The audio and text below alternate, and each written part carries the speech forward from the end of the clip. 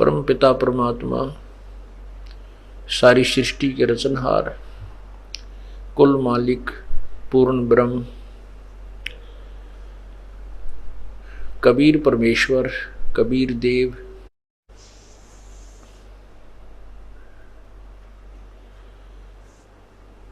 हम कालजाल में फंसी हुई अनजान आत्माओं को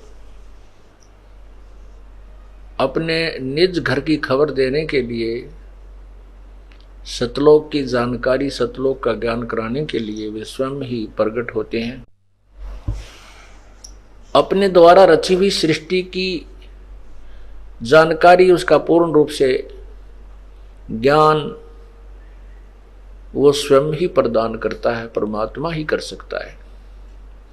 जैसे गीता जी अध्याय नंबर 10 श्लोक नंबर 2 में कहा है, गीता ज्ञान दाता अर्थात ये ब्रह्म काल कह रहा है कि मेरे जन्म को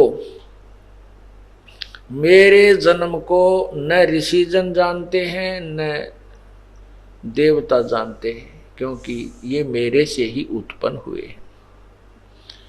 देवताओं में ब्रह्मा विष्णु महेश भी आ जाते हैं। ये तीनों देवता भी कहलाते हैं, त्रिदेव भी कहलाते हैं।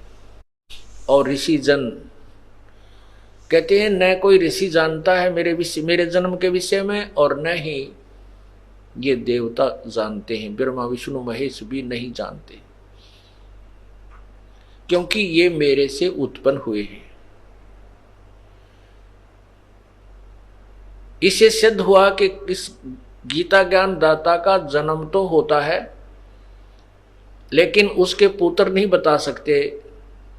जैसे पिता के जन्म के विषय में संतान नहीं बता सकती, दादाजी बता सकते हैं, उसके पिताजी बता सकते हैं। पिता के पिता अर्थात दादाजी बता सकते हैं, क्योंकि पिताजी का जन्म दादाजी से हुआ है। ठीक इसी प्रकार सृष्टि की रचना के विषय में पूर्ण परमात्मा ने ही स्वयं आकर बताया है। उसी से ब्रह्म की उत्पत्ति हुई है। परमात्मा पूर्ण ब्रह्म ने ही इस काल भगवान की शब्द से अंडे में उत्पत्ति की, जन्म इसका हुआ। उसके बाद इसी काल से और दुर्गा के संयोग से तीनों देवता और अन्य देव ऋषि फिर उत्पन्न हुए। जैसा कि आपने पहले सत्संगों में सुना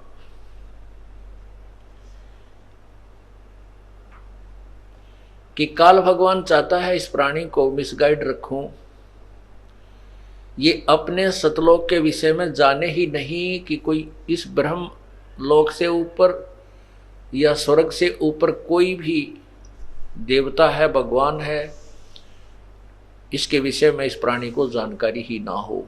और ऐसा ही अभी तक रहा है।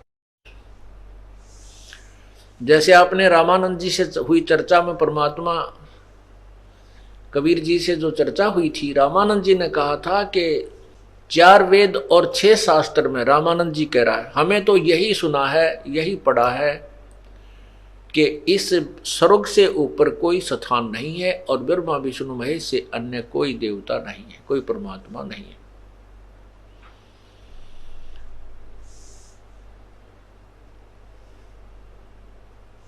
इसलिए ये काल भगवान चाहता है कि ये प्राणी केवल साधना या तो ये करे शास्त्र विरुद्ध और शास्त्र अनुकूल करे, जैसे वेदों में वर्णित विधि जो है वो शास्त्र अनुकूल है, और उसका वो ब्रह्म तक की साधना करे।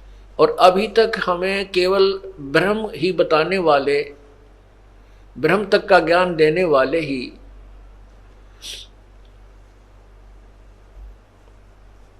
संत ऋषिजन मिले।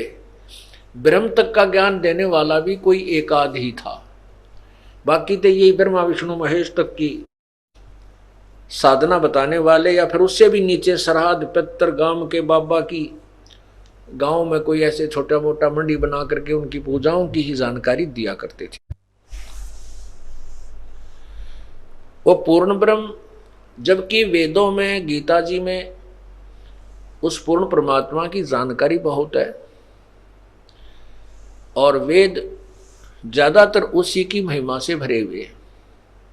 पवित्र गीता जी में भी उस परमात्मा की महिमा की कोई कमी नहीं छोड़ रखी, लेकिन वेदों और गीता जी में एक यही अभाव रहा है कि पूर्ण परमात्मा के पाने की विधि नहीं है, उसकी वे ऑफ वर्शिप नहीं है, पूजा की विधि नहीं है। ज्ञान है कि इन भगवानों से कोई सुप्रीम पावर और है जो सर्वशक्तिमान है, सबका रचने वाला है, सभी उसी से आधारित है, लेकिन वो कौन है, कैसा है, उसके पाने की विधि क्या है, ये वेदों और गीता में नहीं है, क्योंकि ये तो एक मैट्रिक,